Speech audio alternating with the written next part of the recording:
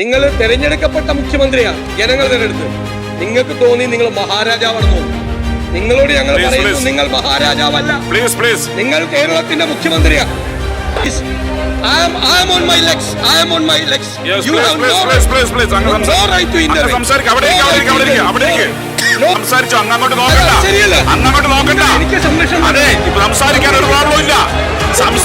ഇൻകുബേറ്ററിൽ വിരിയിച്ചെടുക്കുന്ന ഈ ഗുണ്ടാപ്പട നിങ്ങളെ കൊണ്ട് പോകും. ഞങ്ങളിവിടെ പറഞ്ഞു, ഈ ക്രിമിനലുകൾക്ക് പൊളിറ്റിക്കൽ പേട്രണേജ് കൊടുക്കുന്നത് മുഖ്യമന്ത്രിയാണ്, മുഖ്യമന്ത്രിയുടെ വാക്കുകളാണ്. സാർ, ഞങ്ങൾ വീണ്ടും അടിവരയിട്ട് പറയുന്നു, മുഖ്യമന്ത്രിയുടെ ഇന്നത്തെ നിയമസഭാ പ്രസംഗം ക്യാമ്പസുകളിൽ വീണ്ടും അക്രമികൾ കഴിഞ്ഞാടുന്നതിന് വേണ്ടിയിട്ടുള്ള പൊളിറ്റിക്കൽ പേട്രണേജാണ് മുഖ്യമന്ത്രി പരസ്യമായിട്ട് ഇവിടെ നൽകിയത്. സാർ, രക്ഷാപ്രവർത്തനം നടത്തിയെന്ന് ഞാൻ അന്ന് പറഞ്ഞു, പല പ്രാവശ്യം പറഞ്ഞു, ഇന്നും പറയുന്നു, എന്നും പറയുന്നു. ഞങ്ങൾക്ക് വലിയ സന്തോഷമാണ് സാർ. കാരണം വലിയ സന്തോഷമാണ് അത് കേട്ടപ്പോൾ. ഞങ്ങളാണ് കൈയടിച്ചത് അത് കേട്ടപ്പോൾ. കാരണം നിങ്ങൾ മാറില്ല, നിങ്ങൾ തിരുത്തില്ല എന്നുള്ള മുഖ്യമന്ത്രിയുടെ ഉറച്ച പ്രഖ്യാപനമായിരുന്നു അത്. ആ രക്ഷാപ്രവർത്തനം ആവർത്തിച്ച് പറഞ്ഞത്. അതായത് എന്ത് വൃത്തികേടും കാണിക്കാൻ, എന്ത് ക്രിമിനൽ നടപടികളും കാണിക്കാൻ, ആരെയും വേട്ടയാടാൻ, ആരെയും തല്ലിക്കൊല്ലാൻ കുറെ ആളുകൾക്ക് കൊടുത്തിരിക്കുന്ന ലൈസൻസ് അത് കേരളത്തിലെ മുഖ്യമന്ത്രി തന്നെ കൊടുക്കുന്നത് കേരളത്തിലെ ജനങ്ങൾ കാണട്ടെ സാർ, അവർ വിലയിരുത്തിക്കോട്ടെ. ഇവിടെ ഒരു ചെറുപ്പക്കാരനെ, ഒരു കുടുംബത്തിൻ്റെ മുഴുവൻ പ്രതീക്ഷയായ ഒരു ചെറുപ്പക്കാരനെ കോളേജ് ഹോസ്റ്റലിൽ വെച്ച് ആൾക്കൂട്ട വിചാരണ നടത്തി തല്ലിക്കൊന്ന് കെട്ടിത്തൂക്കിയപ്പോൾ അതെങ്ങനെയാണ് സാർ സാർവദേശീയ സംഭവമാകുന്നത്? അതെങ്ങനെയാണ് സാർവദേശീയ സംഭവമാകുന്നത്? സാർ, ഒരു MLA ഒരു പോലീസ് സ്റ്റേഷനിൽ തൻ്റെ നിയോജക മണ്ഡലത്തിലെ ഒരു കുട്ടി ഇരുണ്ട മുറിയിൽ അടികൊണ്ട് ആശുപത്രിയിൽ കൊണ്ടുപോകുന്നതിന് പകരം പോലീസ് സ്റ്റേഷനിലേക്ക് കൊണ്ടുപോയപ്പോൾ ആ MLA, 2 MLAമാർ ശ്രീ M. വിൻസെന്റും ശ്രീ ചാണ്ടി ഉമ്മനും ആ പോലീസ് സ്റ്റേഷനിൽ എത്തിയപ്പോൾ 50 പോലീസുകാരുടെ മുമ്പിൽ വെച്ച് ഈ MLA M. വിൻസെന്റിനെ കയ്യേറ്റം ചെയ്യുമ്പോൾ അതെങ്ങനെയാണ് സാർ സാർവദേശീയ സംഭവമാകുന്നത്? മുഖ്യമന്ത്രിയാണ് ഈ ചോദ്യങ്ങൾക്കൊന്നും മറുപടി പറയാൻ പറ്റാത്ത വേറെ കുറെ സംഭവങ്ങളിലേക്ക് പോയത്.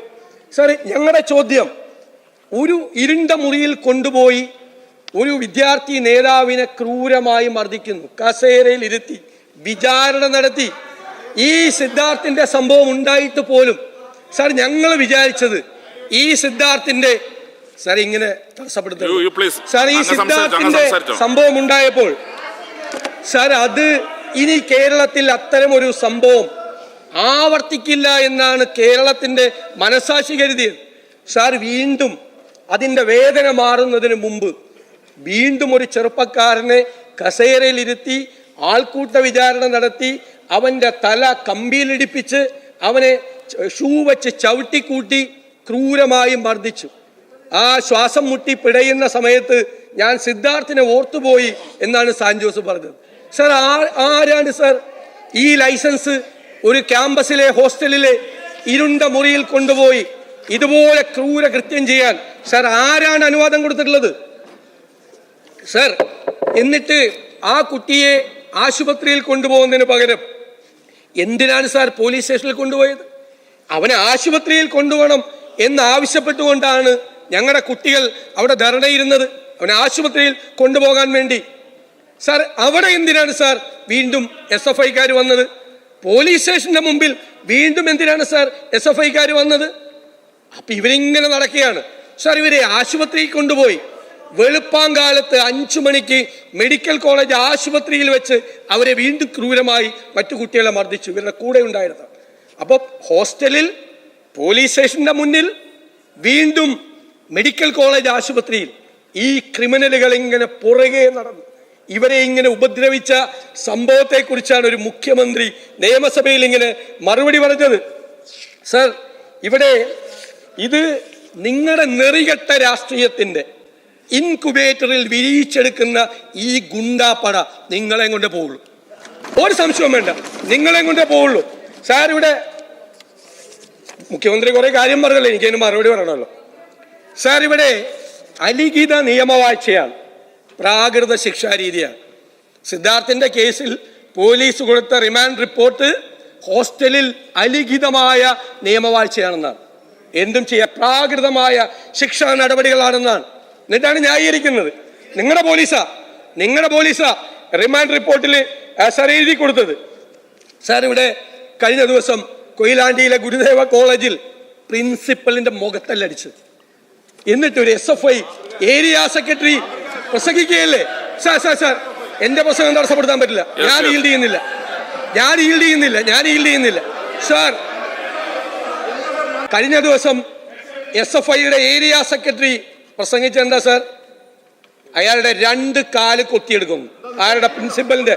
പറഞ്ഞില്ലേ, 2 കാലും കൊത്തിയെടുക്കും. അവന്റെ നെഞ്ചത്ത്, ആരുടെ? പ്രിൻസിപ്പലിന്റെ. അടുപ്പ് കൂട്ടും.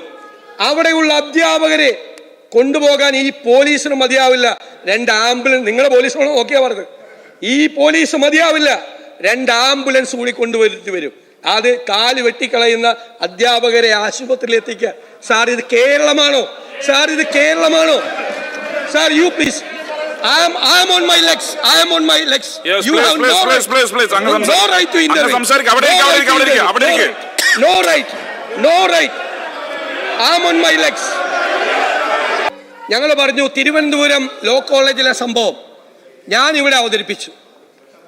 അന്ന് മുഖ്യമന്ത്രി ഇതുപോലെ ന്യായീകരണം നടത്തി. സാർ, ഞങ്ങളുടെ പെൺകുട്ടികളെ ചവിട്ടി നിലത്ത് വലിച്ചിട്ട് ചവിട്ടിയപ്പോഴാണ് ഞാൻ കൊണ്ടുവന്നത്. സങ്കടം വന്നിട്ട് കൊണ്ടുവന്ന സാർ, അന്നേരം ന്യായീകരിച്ചു.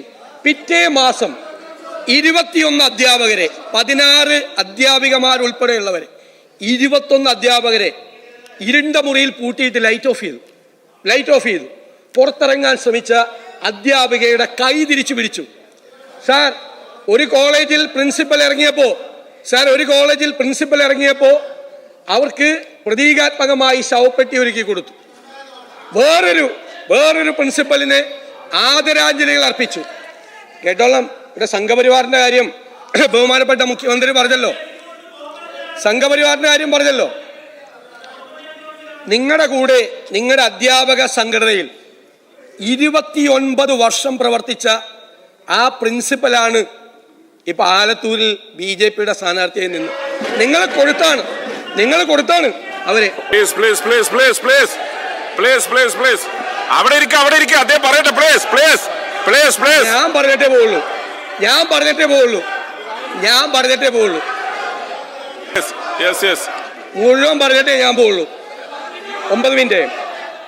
സാർ, മഹാരാജാസ് കോളേജിൽ ഇതുപോലെ നിങ്ങൾ എന്താണ് സാർ? ഒരു മര്യാദ വേണം, മന്ത്രിയായ ഒരു മര്യാദ വേണം ആദ്യം. സാർ, സംസാരിച്ചോ. സാർ, മഹാരാജാസ് കോളേജിൽ പ്രിൻസിപ്പലിന്റെ കസേര പുറത്തു കൊണ്ടുവച്ച് കത്തിച്ചു. അതിനേക്കാളും നല്ല പ്രിൻസിപ്പലിനെ കത്തിക്കുന്നതായിരുന്നു. പ്രതീകാത്മകമായി ചെയ്താണ്. സാർ, MG യൂണിവേഴ്സിറ്റി ക്യാമ്പസിൽ ASF സംസ്ഥാന നേതാവിനെ ക്രൂരമായി മർദ്ദിച്ചു.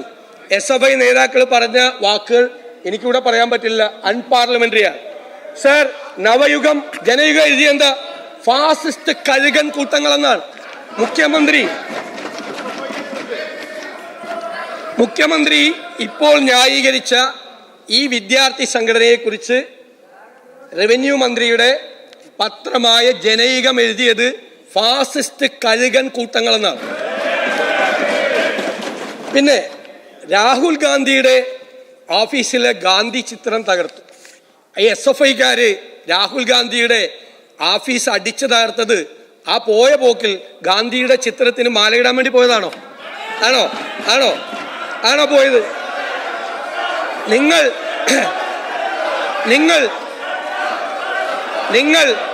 സംഘപരിവാറിനെ സന്തോഷിപ്പിക്കാൻ വേണ്ടി ചെയ്താണ്. സംഘപരിവാറിനെ സന്തോഷിപ്പിക്കാൻ വേണ്ടി ചെയ്താണ്. നിങ്ങൾ എന്തിനാ ഏഷ്യാനെറ്റിന്റെ ഓഫീസ് അടിച്ചു തകർത്ത്? എന്തിനാ ഏഷ്യാനെറ്റിന്റെ ഓഫീസ് നിങ്ങൾ എന്തിനാ അടിച്ചു തകർത്തത്? സാർ, പറയാം, ചാപ്പകുത്തി കാര്യം പറയാം. സാർ ASFന്റെ നേതാവ് സുബേഷ് സുധാകരൻ 123 ദിവസം SFIക്കാർ ആക്രമിച്ചിട്ട് ആശുപത്രി കിടന്നു. അയാൾ പറഞ്ഞെന്താണെന്നറിയാമോ? ഞങ്ങളെ ഇന്ന് വരെ ഒരു ക്യാമ്പസിലും KSUക്കാർ മർദ്ദിച്ചിട്ടില്ല. ഞങ്ങളെ മർദ്ദിക്കുന്നതും കൊല്ലാൻ ശ്രമിച്ചിട്ടുള്ളതും SFIക്കാരാണ്. സുബേഷ് ASF നേതാവ്. സർ ഇവിടെ പറഞ്ഞല്ലോ AKG സെന്ററിൽ ബോംബെറിഞ്ഞു. എന്നിട്ട് സാർ ഇതേപോലത്തെ ആളുകളാണ് ഈ കുഴപ്പമുണ്ടാക്കുന്നത് റോട്ടിലിറങ്ങിയാലും. പ്ലീസ് അങ്ങ് സംസാരിച്ചോ, അങ്ങോട്ട് നോക്കണ്ട, ശരിയല്ല, അങ്ങോട്ട് നോക്കണ്ട. എനിക്ക് സംരക്ഷണം. അതെ, ഇപ്പൊ സംസാരിക്കാൻ ഒരു പ്രോബ്ലം ഇല്ല, സംസാരിക്കാൻ ഒരു പ്രോബ്ലം ഇല്ല ഇവിടെ. എന്ത് മര്യാദ, ഒരു പ്രോബ്ലം ഇല്ല. നിങ്ങൾ സംസാരിച്ചോ, അതങ്ങ് ഇഗ്നോർ ചെയ്യും. നിങ്ങൾ സംസാരിച്ചോ, അങ്ങക്ക് മൈക്കുണ്ട്, അങ്ങ് സംസാരിച്ചോ, അങ്ങ് സംസാരിച്ചോ. എങ്ങനെയാ സംസാരിക്കുന്നത്? ഞാൻ കേൾക്കുന്നത് അങ്ങയുടെ പ്രസംഗം ഞാൻ കേൾക്കുന്നുണ്ട് കൃത്യമായി. അങ്ങ് സംസാരിച്ചോ. അങ്ങനെ സംസാരിക്കാൻ പറ്റും. മറുഭാഗം കേൾക്കുന്നുണ്ട്. അങ്ങനെ ഇങ്ങനെ കംപ്ലീറ്റ് സൈലന്റ് ആക്കിയ ഒരു അടിയന്തരമായ പ്രസംഗം നടക്കുവോ? പിൻ ഡ്രോപ്പ് സൈലൻസിൽ എപ്പോഴും കൂടെ പ്രസംഗം നടന്നിട്ടുണ്ടോ? അങ്ങേക്ക് അതിന് പറ്റില്ല എന്ന് പറഞ്ഞാൽ മതി. അങ്ങേക്ക് അതിന് പറ്റില്ല എന്ന് പറഞ്ഞാൽ ആരിരുന്നാലും ഇവിടെ അങ്ങനെ തന്നെയാണ് സ്ഥിതി. ചെയറിൽ നാളെ നിങ്ങൾ ഇരുന്നാലും ഇതന്നെ ഗതി. ചെയറിൽ എനിക്ക് പകരം അങ്ങ് ഇരുന്നാലും ഇതന്നെ ഗതി. പിൻ ഡ്രോപ്പ് സൈലൻസ് ഒരിക്കലും ആവാറില്ല ഇവിടെ. അത് രണ്ടു പക്ഷവും കാണിക്കേണ്ട മര്യാദയാണ്. എനിക്ക് ഈ കേരളത്തിലെ കമ്മ്യൂണിസ്റ്റ് പാർട്ടിയുടെ സ്ഥാപകനാരാ? P. കൃഷ്ണപിള്ള. ആ സ്മാരകം തല്ലിത്തകർത്ത ആരാ? നിങ്ങൾ തന്നെയല്ലേ? നിങ്ങൾ തന്നെ. സാർ, ഇവിടെ നടക്കുന്നത് ഈ ക്യാമ്പസുകളിൽ മുഴുവൻ ഇടിമുറികൾ ഉണ്ടാക്കി പൈശാചികമായ വേട്ട നടത്തി എതിർ രാഷ്ട്രീയ പ്രവർത്തനം നടത്താൻ ആരെയും സമ്മതിക്കാതെ, ഞങ്ങളെ മാത്രമല്ല ASF ഉൾപ്പെടെ ആരെയും സമ്മതിക്കാതെ ക്യാമ്പസുകളിലെ ക്രിമിനലുകൾ അഴിഞ്ഞാടുകയാണ്. സാർ, മുഖ്യമന്ത്രി ഇന്ന് നടത്തിയ ഈ പ്രസ്താവനയോട് കൂടി കേരളത്തിലെ ക്യാമ്പസുകളിൽ ഇനി ഇവരെ നിയന്ത്രിക്കാൻ ഒരാളുമില്ലാത്ത അവസ്ഥയിലേക്ക് പോകാൻ. നിങ്ങൾ ക്രിമിനലുകളെ പ്രോത്സാഹിപ്പിച്ച നിങ്ങളുടെ കൈവിട്ടു പോകും. സാർ, ഞങ്ങൾ അതിശക്തമായി പ്രതിഷേധിക്കുകയാണ്. ഇതൊരു കാരണവശാലും ഇന്നത്തെ മുഖ്യമന്ത്രിയുടെ പ്രസ്താവന അങ്ങയുടെ സ്ഥാനത്തിന് നേരാത്താണ്. അങ്ങ് നവകേരള സദസ്സിനെ കുറിച്ച് പറഞ്ഞു. നവകേരള സദസ്സ് നിങ്ങൾക്ക് ആ നവകേരള സദസ്സ് യാത്ര ചെയ്തപ്പോ നിങ്ങൾക്ക് തോന്നി നിങ്ങൾ തെരഞ്ഞെടുക്കപ്പെട്ട മുഖ്യമന്ത്രിയാണ്, ജനങ്ങൾ തെരഞ്ഞെടുത്ത്. നിങ്ങൾക്ക് തോന്നി നിങ്ങൾ മഹാരാജാവാണെന്ന് തോന്നി. നിങ്ങളോട് ഞങ്ങൾ പറയുന്നു, നിങ്ങൾ മഹാരാജാവല്ല, നിങ്ങൾ കേരളത്തിന്റെ മുഖ്യമന്ത്രിയാണ്. സർ, ഞാൻ മഹാരാജാവൊന്നുമല്ല, ഞാൻ ജനങ്ങളുടെ ദാസനാണ്. എല്ലാ കാലത്തും ജനങ്ങളോടൊപ്പമാണ്, ജനങ്ങളുടെ കൂടെയാണ് നിന്നിട്ടുള്ളത്. ജനങ്ങൾക്ക് വേണ്ടി എന്തും ചെയ്യും. ജനങ്ങൾക്ക് വേണ്ടിയാണ്, ജനങ്ങളുടെ കൂടെയാണ്, ജനങ്ങളുടെ ദാസനാണ്. നിങ്ങൾ അധികാരം കയ്യിൽ വന്നപ്പോ അമിതമായ അധികാരം ഉപയോഗിച്ച് ഈ ആളുകളെ മുഴുവൻ, പാവപ്പെട്ട കുഞ്ഞുങ്ങളെ തല്ലിക്കൊന്ന് കെട്ടിത്തൂക്കിയവനെ വരെ ന്യായീകരിച്ചപ്പോ, നിങ്ങൾ ആ കുട്ടികളെ മുഴുവൻ മർദ്ദിച്ചപ്പോൾ നിങ്ങൾ വിചാരിച്ചു നിങ്ങൾ മഹാരാജാവാണെന്ന്. നിങ്ങൾ മഹാരാജാവല്ല, എന്നാണ് കേരളം നിങ്ങളെ ഓർമ്മപ്പെടുത്തിയത്. സാർ, അതാണ് നിങ്ങൾ ധരിക്കേണ്ടത്. എന്നെ കൊണ്ട് പറയിപ്പിക്കും.